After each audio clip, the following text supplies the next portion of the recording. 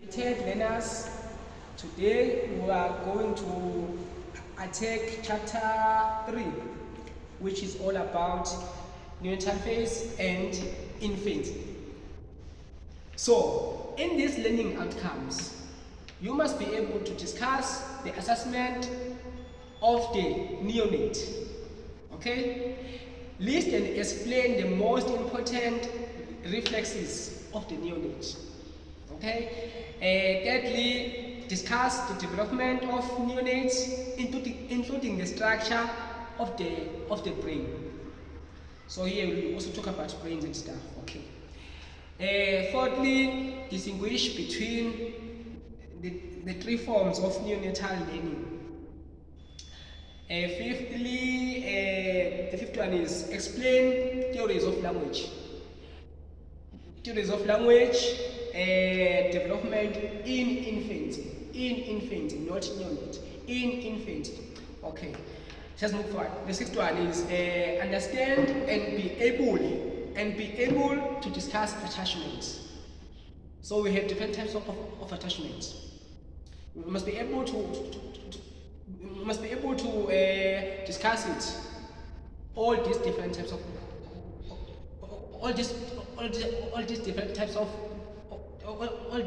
types of attachments. Okay, let's just move forward then. First of all, we must be able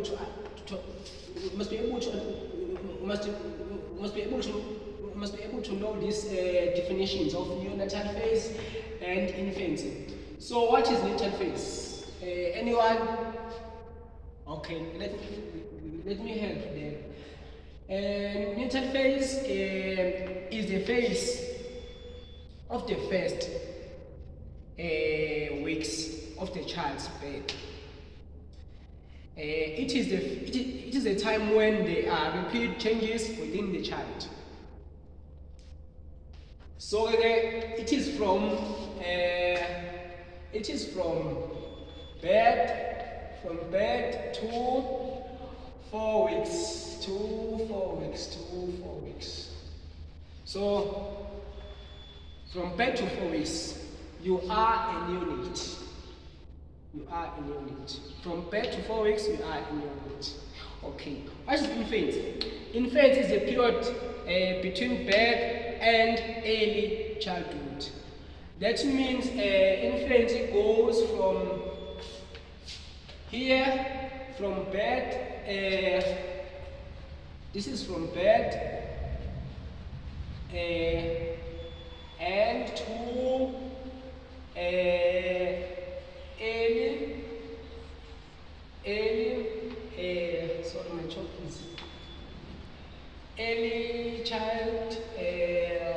childhood. So difference here is that neonates are from birth to 4 weeks, while infancy is from birth to early childhood. And that is a long term compared to neonates. Okay. Now we're moving forward. We are moving forward. Okay. To clearly unpack the neonatal phase. Okay, fine. I said that we have birth until 4 weeks, right? In body proportions, the head must be 1/4. Normally, the head of a child must be 1/4 of total body of size. That is a normal height or normal measurement or normal proportion of the head of a child. If it is not, that means there are some disabilities there and there. Okay. The size. Size must be 2.5 to 4.5 kg. Normal size. That means if you are above that, while you are a neonate, there must be disabilities there.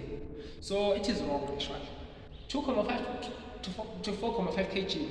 It is the expected neonate size, body size. Yes. In terms of heartbeat, your heartbeat must be 120 to 150 beats per minute. That is how a heartbeat of a neonate we, we can say that. In terms of assessment of a newborn baby, we have we have many things here. We have up to scale, quantitative evaluation of certain critical physical characteristics. We have 1 minute after bed and 5 minutes after bed.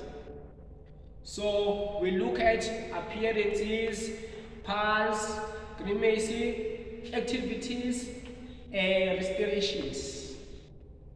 It is 0,1 to 2 per characteristics. 7 or higher normal, 4 to 6 poor, then 0 to 3 is dangerous. And for more information, you can just go to your books on page 115, table 3,1. You can be able to just to make it clear for you. You can just see it for yourself as I unpack it to you. You can also go to your book and see it for yourself. In terms of the important reflexes of neonate, which is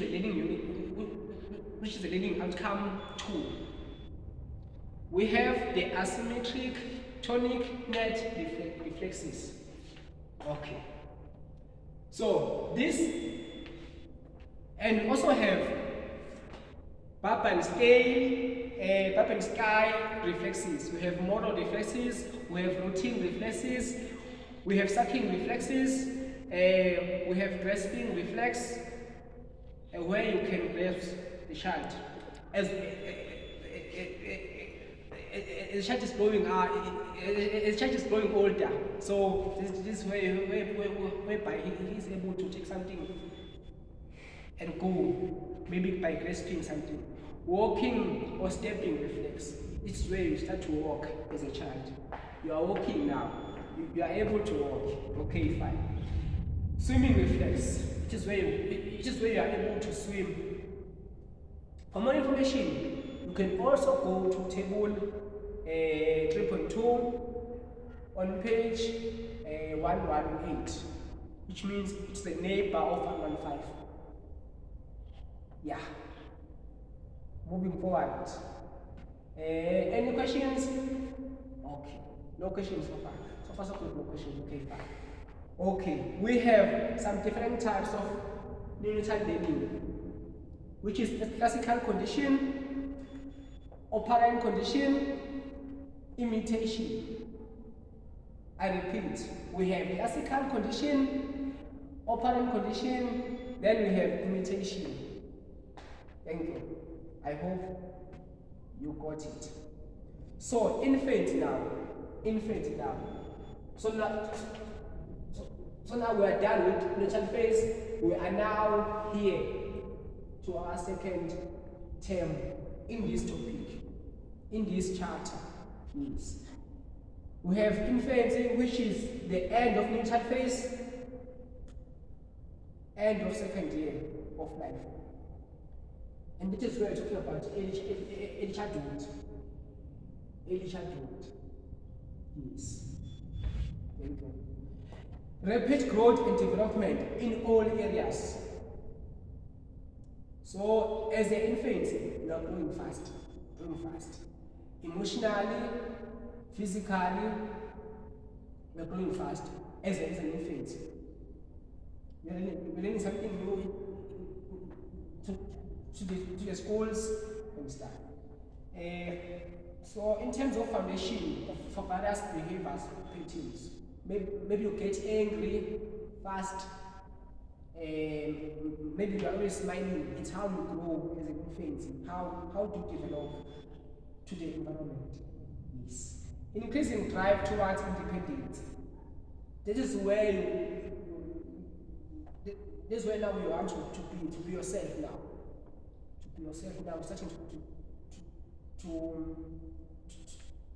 Starting to be yourself now as the person.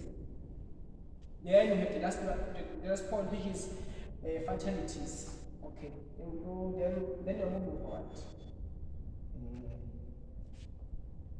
In terms of brain development in infants, we have the forebrain, which is just up there, the forebrain. Then we have the hindbrain, which is just this side. This. Then we have the midbrain inside between the forebrain and the hindbrain. We have the midbrain, middle inside of us. Okay, moving forward. Just click on there. Brain development in infancy, forebrain now. In terms of forebrain now, we have perinatal lobe, we have occipital lobe, we have cerebellum, we have temporal lobe, we have frontal lobe. Okay. Now moving forward. In terms of hindbrain structures, we have the pons, we have the cerebellum, we have the medulla, we have the spinal cord, which transforms to the hindbrain. It is connecting there. In terms of limbic system, we are having prefrontal cortex. We're also having septal tail, gyrus. We have thalamus, etc. There are many points here. There are many structures there. There are many systems. So, in functions of the brain, we have neurons, cell body, axon, dendrites, gray matter. Then we have synaptic depth. Then we have neurotransmitters, which are serotonin, then we have noradrenaline, then we have acetylcholine, okay, and many more. Okay, just in closing now. In closing, we close by our last point, which is the long-term effects of attachment. As we are having attachment, we are now looking at the long-term effects of the attachment, which is academic and cognitive functioning.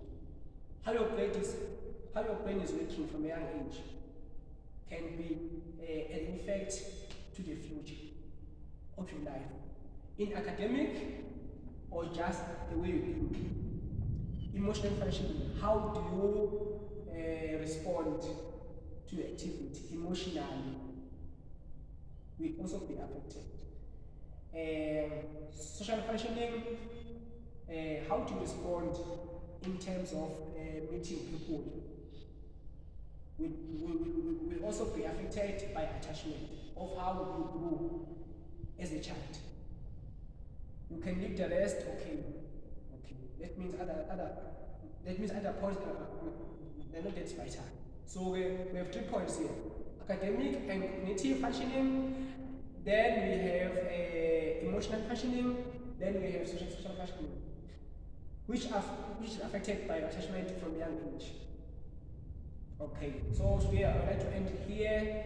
Then I would like to thank you for your participation.